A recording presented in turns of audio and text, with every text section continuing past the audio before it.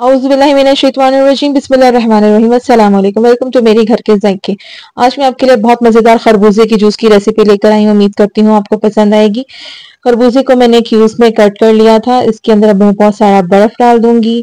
तकरीबन एक जो प्याली के बराबर मैंने इसमें क्यूब्स डाले हैं वो डाल दूंगी और मैं चीनी डाल दूंगी 1 से 2 टी स्पून ना। और इसके अंदर पानी बिल्कुल नहीं जाएगा, ये इसी में ब्लेंड हो जाएगा। तो बस अब हम इसको अच्छे से ब्लेंड कर लेंगे कि तीनों चीज़ें यकजा हो जाएं। बस हमारी अब ये मज़ेदार सा जूस बनके तैयार है। अब मैं इसको सर्व करूंगी। ये गर्मियों में बहुत रिफ्रेशिंग रहता है और ख़ास तौर पे वो मरीज़ जिनको पथरी की शिकायत है वो खरबूजे का जूस लाज़मी पिया करें। उनके लिए ये बहुत फ़ायदेमंद चीज़ है और उम्मीद करती हूँ आपको पसंद आई होगी रेसिपी। Thanks for watching. अल्लाह हाफ़िज़।